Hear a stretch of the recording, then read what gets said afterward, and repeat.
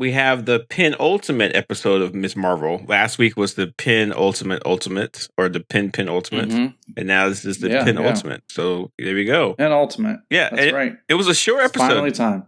I don't know if people are keeping track, but it's just only 40 minutes long. So this podcast how long have most of the others been? I'm not really keeping 49 track. To like 50. So it's in the 49 to 50 range. If I'm curious, about 10 minutes shorter than the others. Most TV shows without commercials are about 44 minutes long. So if you add commercials, it gets to an hour. So that's most of these episodes are within that range. Yeah. But I thought it was good. I mean, we were definitely correct about some of our assumptions. Do you remember what our assumptions were last week? Why don't you remind us? I'm not exactly sure. So in the penultimate episode, Kamala is fighting the otherwise known as the third to last. Yeah. Okay. That still sounds weird, but okay. But Kamala was fighting the clandestines, and one of them stabbed the Bengal and pushed her into time, and it's confirmed that she did travel in time. So that was definitely she was not. Yeah, she did time travel. That was definitely a time travel. And makes sense. Yeah, and then in this episode, we find time and space are the same thing. No, they're the same thing. It's the exact same thing. It's space time. No. No, they're not different things. They're the same thing. No. That's not true. That's not true. Yes. No, it's not true. Space and time are the same thing. No. So if you can travel through one, you can travel through the other. No. What are you talking about? It's not true. Space time is a single thing. Space time is a single thing, but they don't have the same properties. Okay, so they're both. No, all right. They're just not like you can travel through space, and we do travel through time, but you can travel far more nimbly through space than you can through time. Currently, we can only travel one direction with time, and you can't have time without space. Right. Yeah. Oh, I mean, I can walk across my yard, but I can't all of a sudden end up in Africa.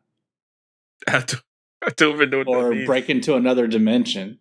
I don't even know what's happening. I don't even know. Okay, but if you can break into another dimension, you can travel time. It really bothers me when people talk about that time is an illusion. It just that statement made by pre-pubescent teens or freshmen in college trying to impress the girl they just met really bugs me. Really bugs me because it's a real thing. It's part of space. Yes, time and time exists. Are you aging? Can you count from 1 to 10? If you can count from 1 to 10, then time is actually a measurable thing that you can measure. The measurement of time is an illusion, just like the social constructions of gender and race.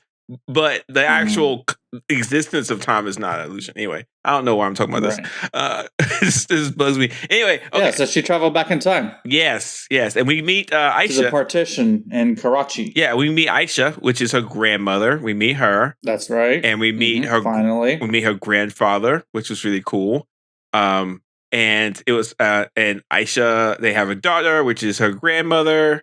So Aisha is a great grandmother. And then they have a baby as a grandmother. And then confirmed, like we talked about last week, Kamala actually creates the stars that allow for the grandmother to find her father during the partition when they get separated. And unfortunately, Najma kills Aisha.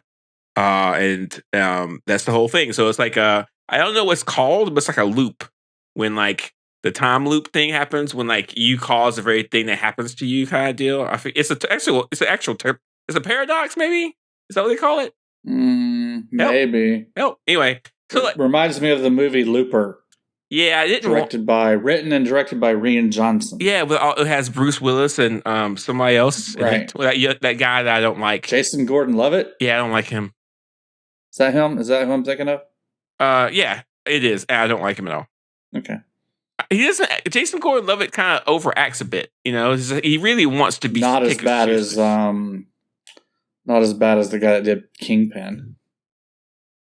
Oh, okay. Okay, that's true. Maybe I don't know. But that Gordon-Levitt guy did do a good job in Inception, one of my favorite movies. Anyway, okay. So Kamala if Kamala hadn't have traveled through time, she wouldn't have helped her grandmother find her great grandfather, and none of this would have happened. So it all kind of links together in a nice little cozy, comfortable little time thing. But we need to talk about. Do you think Kamala made those little stars, or do you think her grandmother made those little stars? Kamala definitely made because like if you looked at the episode, Kamala was trying to give her platforms, and then the platform shattered, then the platform broke, and it created stars. And then the little stars maybe seemed to come out of her grandmother's hand. Yeah, I don't know. That might have happened because they both had bangles. They had the same bangle, yeah. Which technically, if you follow like science fiction time rules, the same object cannot be in the same space at the same time.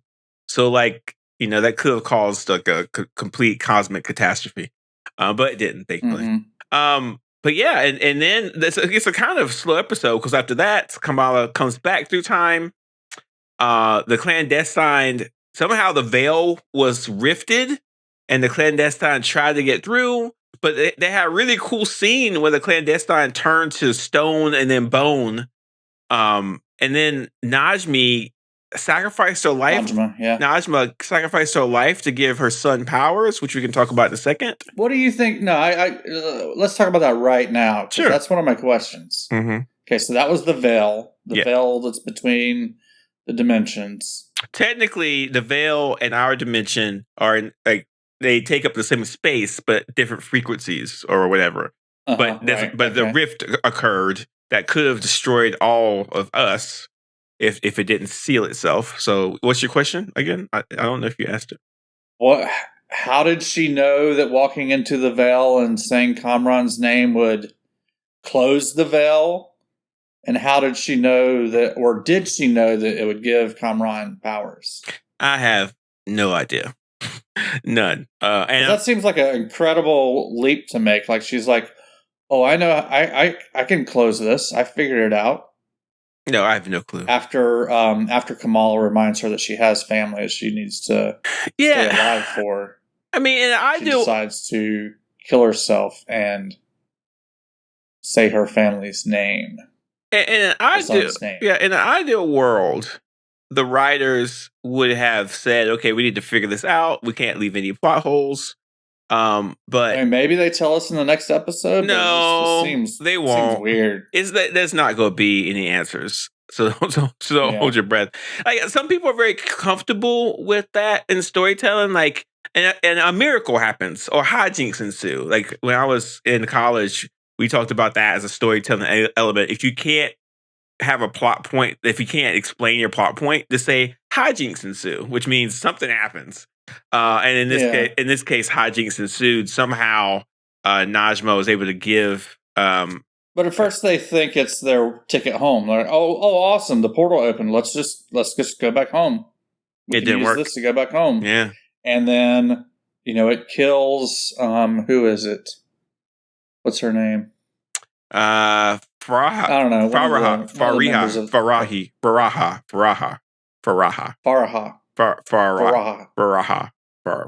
Yeah, Faraha. Played by Aduku. Kills her. Played by Aduku Onogbo. Oh no! Oof. God, names are hard. Nailed it. Yeah, nailed it. Names are so hard. Kills her. Yeah, but so like the portal doesn't work, and so the mom. Then all of a sudden she figures out that she can walk into the portal and say her son's name. Yeah, but the portal's going to close. But all the clandestines are dead, Mike, which means that we need a villain, and we only have one more villain left, which is damage control. Do we need a villain? Because we only have one more episode left. We definitely need somebody for. I don't think we need a villain. We need somebody for Miss Marvel to punch. What's is this going to show Kamala just walking around buying stuff at the store in New Jersey? Nah, this is what's going to happen. Damage control is going to go after Kamran. Miss Marvel's going to show up. She's going to save his life. She's going to beat up damage control. She's going to reveal the world that she's Miss Marvel in her brand new cool suit. Everybody wins. Get ready for season 2. I don't know about that. I've just written it. I just wrote it. Everything. I know you did. That's exactly what's going to happen. Early in this episode, we find out that the text that's written on the bangles, or at least the bangle that Kamala has, It says, "What you seek is seeking you." Mm-hmm. And early in this episode, we find out that is her great grandfather's saying that he taught Aisha. Yes. And then in an earlier episode, Waleed saw that there was writing on the bangle and read it out to her. And he said, that must have meant something to somebody. It must have been very important to them. Are we going to find out something about that in the next episode? Maybe there's no... It seems like they're mentioning this a lot for it to seemingly go nowhere. There's no comic book stuff behind that, so I don't know. It seems important for them, but I haven't. There's nothing from the comics that stick out. Yeah, and it doesn't seem like it's resolved. So it's now been in 2 episodes, fairly significant part of 2 episodes, and it doesn't feel resolved. So yeah, I'm wondering if that comes up in the next one as part of the resolution for the series. Maybe. I don't know. It kind of seems kind of generic, to be honest with you, but maybe it's like. For it to, why put so much effort into? I don't know. Yeah, I mean, doing a quick Google search.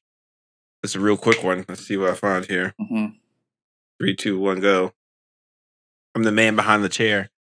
It's like Screen Rant has something about it, but no one really knows what it is. What's going on with it? Yeah. I mean, I can make something up, but I'm not going to. No, we don't want you to make stuff up. That's not what we're here for. We're here for the facts. It might be. It might be true stories from the comics. It might be a Pakistani quote. Interesting. Okay, could be. But I think this guy who wrote this is making that up too. So maybe, I don't know. Maybe. What I want it to do is lead up to next season. Like that script, I want it to lead to next season. That's what I would like to see. But we have a lot of unresolved issues. So let's just break this down real quick. The bank. So let's go ask you some questions, and you can say yes or no. The bangle exists in our dimension, correct? It does. But the bangle taps into dimensional powers from another dimension, correct? That's right. So why the Nor dimension? Why do those bangles exist here? Like, so someone at some point, way back in the day, Jinn came somehow. The Jinn left their dimension and arrived in ours. Yeah, but they didn't bring the bangle with them. The bangle came with them. No. They found the bangle. Remember, they were looking for it. Not necessarily this group of Jinn, but some other group of Jinn. Did you make that up? Is that from the? I don't remember that. No, remember where they found it? They found it like in some temple. Yeah, and it was on the severed arm of somebody that had blue skin. Yeah. Now I associated the blue skin with, some Hindu gods. Shiva, I think. Okay. Shiva has blue skin. Mm-hmm. Who has blue skin in the MCU? Lots of people. Yeah, you name some. The Kree, some Inhumans. Well, the Kree have bangles like this. Yeah, we talked about this. So the Kree is connected to the myth of Captain Marvel, and he has the Niga bands, which are similar to the Quasar bands. So, also the quantum bands. The quantum bands. Also, the Atlanteans are blue skinned. So they're blue skinned. Which what is that like? What's the Atlanteans? Is that like? Well, the Atlanteans live underwater, and they are subjects of Prince Namor. Right? We've talked about Prince Namor. Remember that? Right? Yeah. So maybe the blue skin has something to do with it. I don't know. But there's a lot of unanswered questions. It might, could be Kree. That could be the tie-in to Captain Marvel. If it is Kree, then it would make a lot of sense because Captain Marvel is someone from the MCU is going to have to show up in the last episode to meet Kamala. It's just how it's going to be. Yeah. It's a missed opportunity. Gotcha. It's a missed opportunity. I'll be disappointed if it does not happen. I mean, yes. I will write a stern letter to whoever it may regard. Yeah. Somebody. So, if it's Captain Marvel, that would make a lot more sense because she has dealings with the Kree, of course, before. And remember, this is one bangle. There's another bangle missing. So, Right. I'm curious if they're going to try to resolve this in the final episode. Are they going to try to resolve this in season 2? There's definitely going to be a season 2. This show's too popular and too well done for it not to be. And you and I talked about the bangle and what we thought at the time, and now I'm not sure we have enough time for this to happen in the last episode, but we were saying that she would get the second bangle in the last episode. Having the second bangle would amp up her powers to make her closer to a peer of Captain Marvel, and then that's how she gets into the Captain Marvel movie. Yeah, it could happen. It could happen in another season. The Marvels movie has to come out at some point. And with the popularity of Miss Marvel, the Marvels movie is going to do very well. They need to get that movie out as quick as possible, next year at least, to kind of capitalize on the popularity of Miss Marvel. So yeah, I don't know what they're going to do. This season's been really odd. Like at first, I didn't like this show that much, and then slowly it's starting to work. Yeah. It started to work its way into me, and then for some reason, last episode was really good for me. I really liked it, and I'm looking forward to the season finale. I'm just kind of curious how they're going to finish it all out. Who knows? I've got another thing I've been thinking about with this bangle. Sure. I'm wondering if the bangle that Kamala has was created by the same people that forged the 10 rings. No. I'm going to say no to that one. No? No? The bangle is not as old. Shang-Chi movie had people from other dimensions in that's it. That's true. But Shang-Chi movie has some kind of magical jewelry that he wears. That's true. Miss Marvel has people from other dimensions in it. That's true. Miss Marvel has magical jewelry. That's true. That she wears. That's true. I don't know. I'm just okay. So seems like maybe there's a connection there. I don't know. Well, I'm going to work this out for you. So in Shang-Chi, the 10 rings were older than the bangle by probably a few thousand years because did they mention how old the bangle is? They didn't say, but we did have that scene at the beginning of Shang-Chi where the father has the 10 rings and he's like in the Ming Dynasty. I don't even know. He's way back in the day, probably before those bangles were even created. So the 10 rings are a little older, okay? And we don't know where the 10 rings came from. They could be from Well, we know the 10 rings is very old. We don't really know how old the bangle is. Yeah, exactly. And the 10 rings are not connected to the dimensional issues that were in that movie because no one knows where the 10 rings came from. So I think they could be created. They could be related, but I don't think so. I think that'd be more fun if they're not completely related. And like, there's all kinds of artifacts in Marvel Comics that are fun. I mean, to be honest with you, if you look at Marvel Comics, there's like 3 different aspects that you need in order to make a show or a comic book fun. And like, 1, you got to have a heroic main character. 2, you have to have a cool power concept. And then 3, usually there's some kind of totem, so some kind of token item. And so you got Thor's hammer, you got Captain America's shield, you got Falcon's wings, you got Kamala's bangle, you've got Shang-Chi's. You got the sling fingers. Yeah. So it's like, or whatever they're called. Yeah, it just adds to the fun. It's like adds to the make believe, adds to the play toy element. So it's not unusual to have all these things together. But I don't think that. I would love to see Shang-Chi and Miss Marvel kind of like do some stuff. I think it'd be really fun, but I don't think it's going to happen. I was thinking maybe Wong would be the person we see in the next episode. That would make a lot more sense, and that would be really fun. That would be that'd be really fun to see him. That would be cool. And remember, the 10 rings were giving off some kind of a signal at the end of the Shang-Chi movie. Mm-hmm. But I don't see the shows. The biggest problem that we've had since the end of the Infinity Gauntlet series with the stones and everything else and Thanos. What is the grand plan that ties all these things together? You would think that the signal that they talked about in Shang-Chi and the multiverse elements of Spider-Man No Way Home and the multiverse of madness and all the other stuff would start tying stuff together, but there's not anything tying this stuff together. And I think I think just from looking at what we've seen in the last 2 years, that this was an editorial decision by Marvel not to have a big grand story built up. and they was like, we're just going to do these independent things and see how it goes, and it's not going well. Right. It's not going well. It's almost like, is it?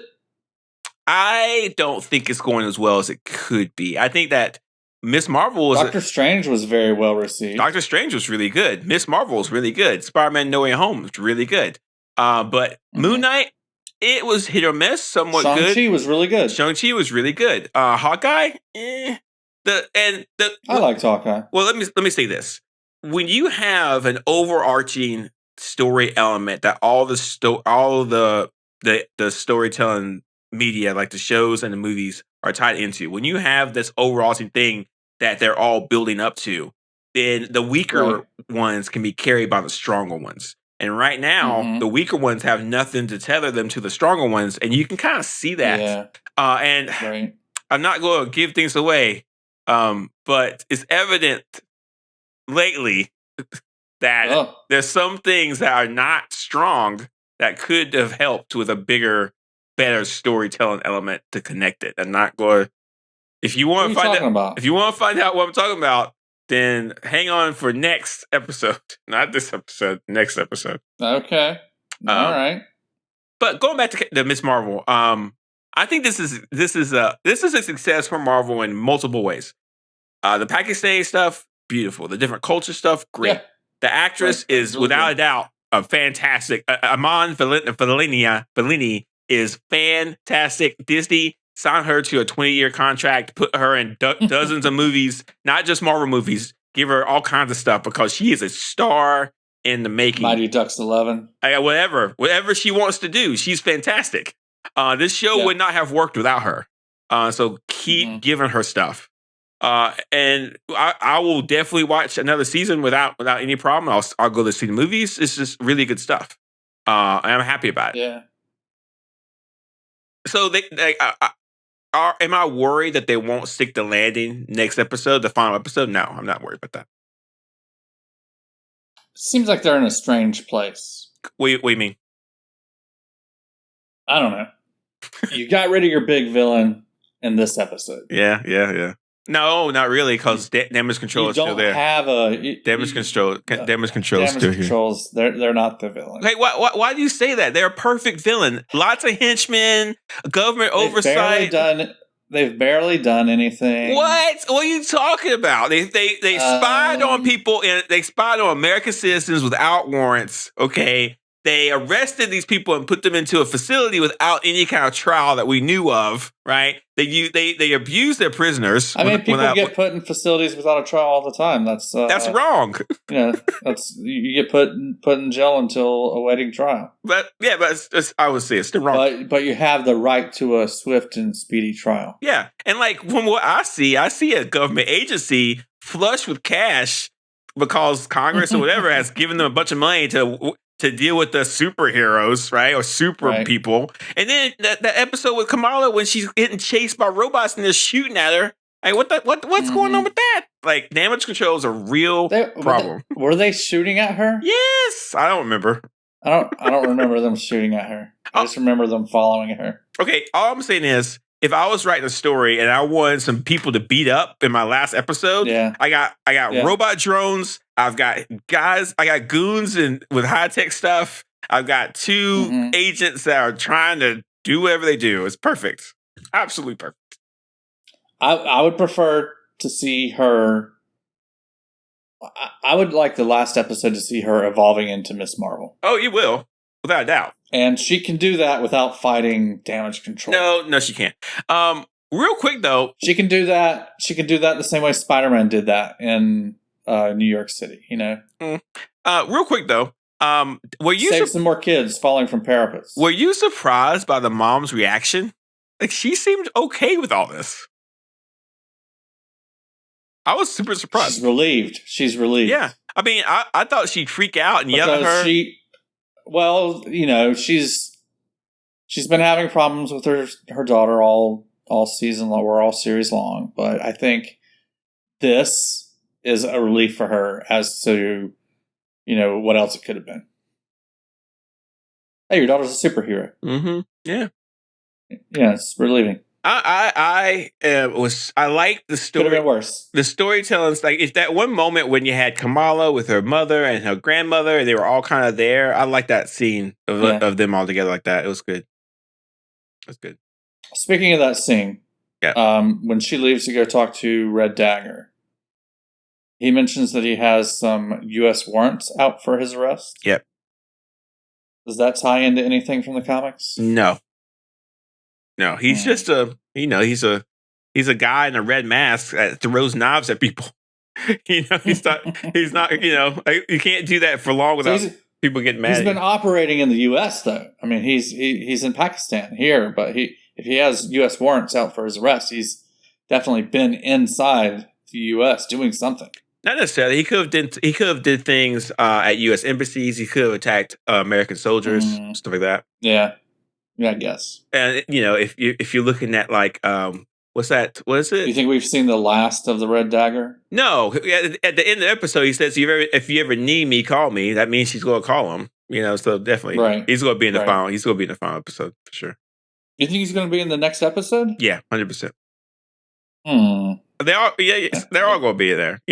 The great friend Bruno, Kamran, whatever his name is. They're all going to be there. It's gonna be great. It's gonna be a lot of fun. Make sure you watch next episode. It's gonna be fun. Yeah. Don't bail out now. No, you've already watched all 5. Watch the last one. It's gonna be worth it. What's the next? Kamran got some powers. Yeah, he got some powers in here. Yeah. You told me he had powers in the comics. I did. I'm assuming these are the same powers from the comics. No, maybe. His powers in the comics are electromagnetic in nature, but his entire skin glows. Like his whole body kind of glows blue.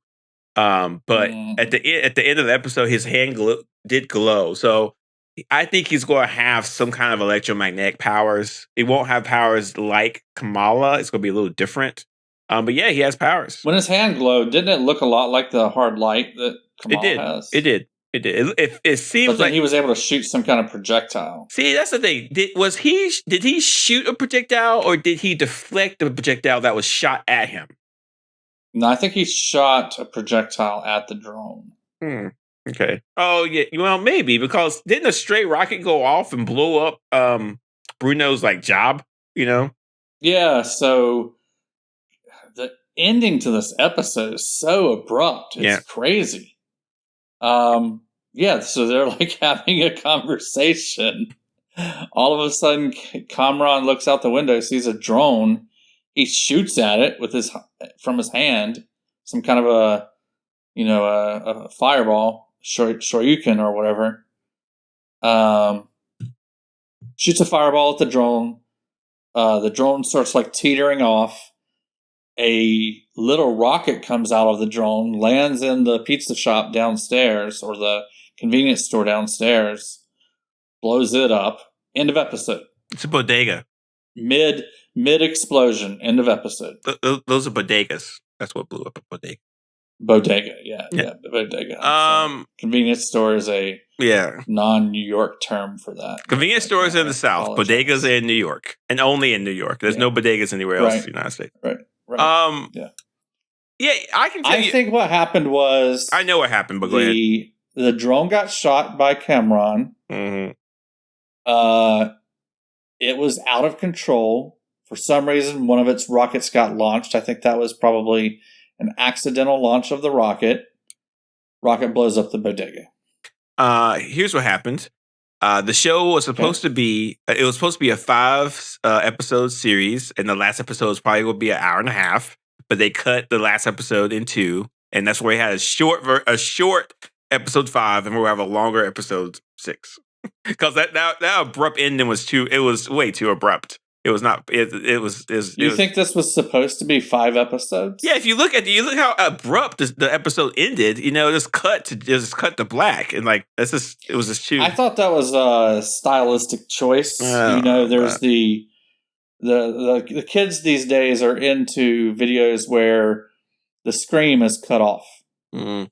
Yeah, I don't really... The punchline scream at the end of the video gets cut off. Yeah, I don't care what the kids are into, because the kids are terrible. Now, if you are a kid listening to this... The kids may have directed this series that we're watching. I'm not entirely sure. but maybe. But I feel that's like one of those cuts, like the if my son was here, he could tell me what it is. But it's like, I don't know, Like perfect cuts or unperfect cuts or something. Yeah, like that. I didn't like the way it ended the episode. It kind of just it felt too. It was very abrupt. Yeah, mid explosion, the episode ends. Anything else, Mike? No. What do you think? Did you tell me what you thought happened with the drone? I don't think you told me. What you said was exactly what happened. You're exactly correct. Okay. Do you think the rocket was an accidental fire? Yes, 100%. But now you have a bodega on fire, you know. Why did Kamran react that way? Why did he just automatically shoot it? Why shoot it? I don't know if he shot it or deflected it. I don't know. I have to watch again. Is Kamran a bad guy? No. We all know who the bad guy is. Was he a bad guy in the comics? Yes, he was a bad guy in the comics, but he's not going to be a bad guy in this episode. He's going Doesn't seem like he's a bad guy so far, but his mother definitely was a villain. Maybe some of her villain-like nature transferred from her into him when the Veil killed her. No, he's not. No, we already know what's going to happen. I just said it. Like the damage control is going to come after him. Yeah, well, damage control. Yeah, they're the bad guys. I'm gonna hate it if you're right. I am in the next episode, and that is it just doesn't feel right. It just doesn't feel right. Okay, all right. They haven't spent enough time in this episode to earn being the ultimate villain. I think they have, but we'll just have to wait and see. Yeah. Are you ready for some news you can't abuse? I am ready. All right. First up, the Echo show is coming. So if you remember, Hawkeye, the series, Echo was a character in there. She's deaf and has one leg, which she did a great job beating people up. At the very very cool. Yeah, at the very end of the episode, we assume she shot Kingpin. We don't know. Off camera, yeah. We hear that she shot Kingpin. But it's confirmed now that that Daredevil and Kingpin will both be in the Echo show. So there you go. That will probably be the first time that we see them in a show. We have are they just going to be cameos? Do we know? I don't know. Probably guest stars. I think they're going to be. Yeah. I think they're going to be integral parts of the show. So it's going to be Echo, okay. but Daredevil's going to be in it, and Kingpin's will be in it. So I think they're going to be pretty important. Yeah, because Echo and Daredevil's fighting styles definitely mesh a lot. Yeah, I'm curious about two things. One, I'm curious about the level of violence this show's going to have, because if the show does not match this level of violence that the Netflix Daredevil show had, then it's going to be kind of a missed opportunity. And two, I'm wondering how they're going to explain the Kingpin scene at the end of Hawkeye and stuff like that. So we just gotta wait. But I think you remember the introduction scene for Echo in the Hawkeye series? Kinda. She's in like the back room. She's listening to some music. Yeah. Speaker. Yeah. And it's all in red, so it's a very Daredevil palette. The shot looks like it's out of the Daredevil series. Yeah.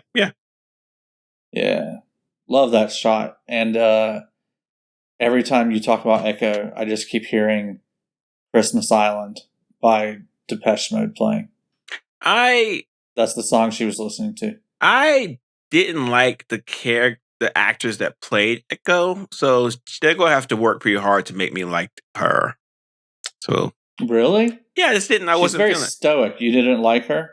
There's something about her, like in the comics, the Echo character, she's she is still stoic, but she had a sense of not innocence, but I think maybe innocence, because she wasn't connected to a gang in the comics when I read it.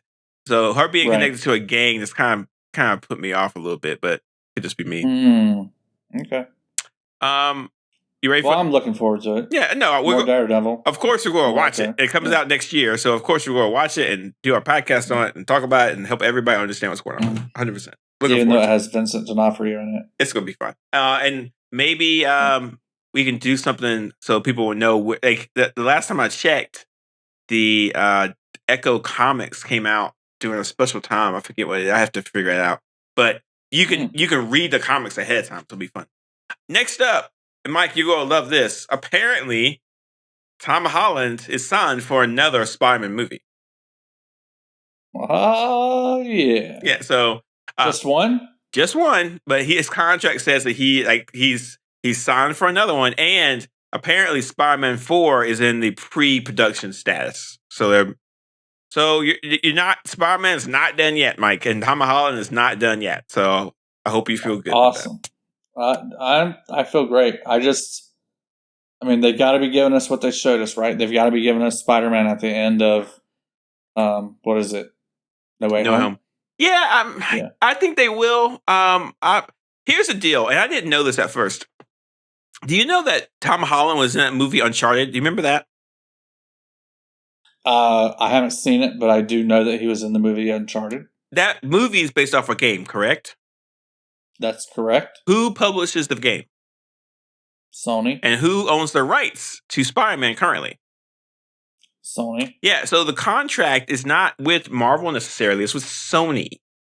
So and Sony has a deal with Marvel. So basically, what I'm saying is Sony has way too much influence into what this next Spider-Man is going to be. But do realize that Morbius was a disaster for them. They've already confirmed that they're only making one more Venom movie, so that's confirmed. The last Venom movie, I don't think did too well critically. It might have did well in the box office, but it didn't do well critically. And they're already making like other Sony properties with like Kraven the Hunter that are just out and out terrible right now. So I think Sony might be thinking, okay, let's just give this to Marvel. Let them do something with this. They can make a great Spider-Man movie.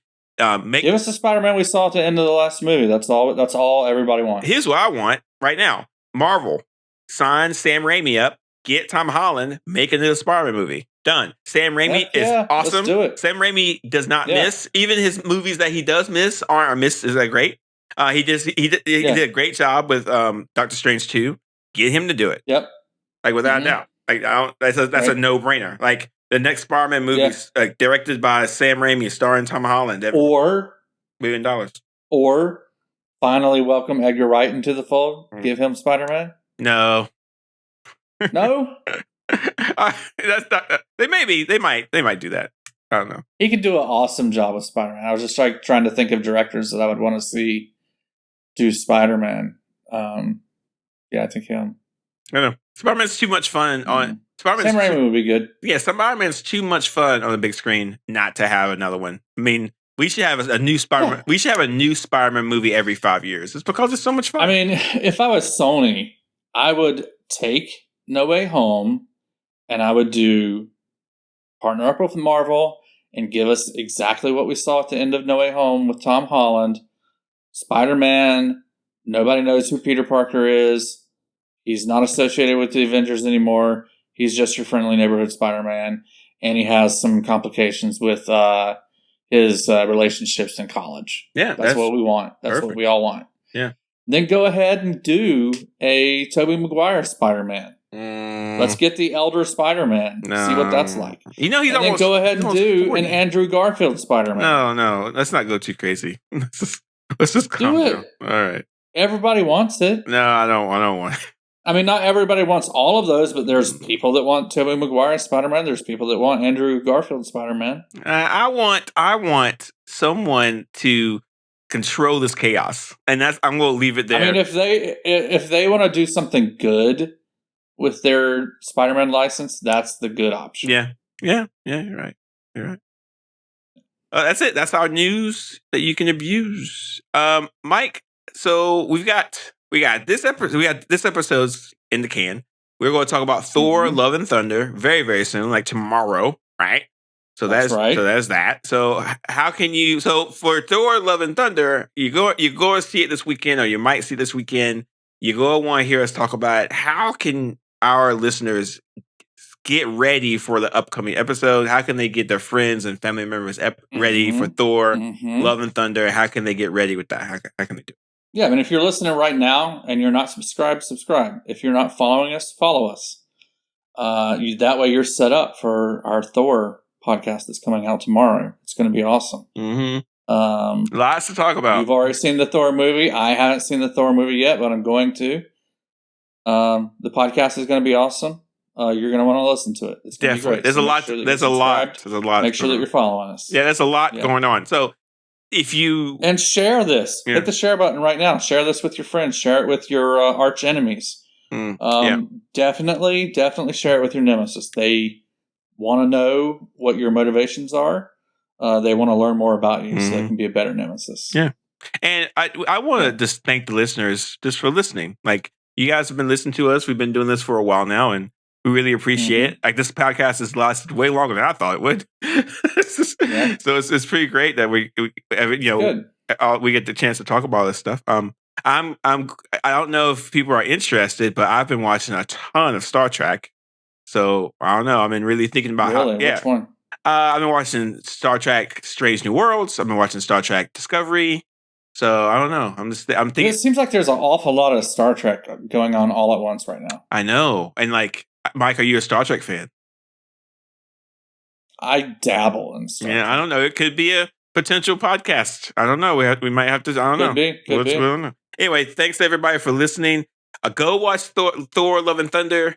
Get some popcorn, get some drink, and watch it. And then we'll talk about it. And then listen to us next time. That's what we're talking about next. I can't. About Thor. Yeah, I can't and wait. Then we're wrapping up Miss Marvel. Yeah. Thanks, everybody. It'll be great. Oh, wait, Mike.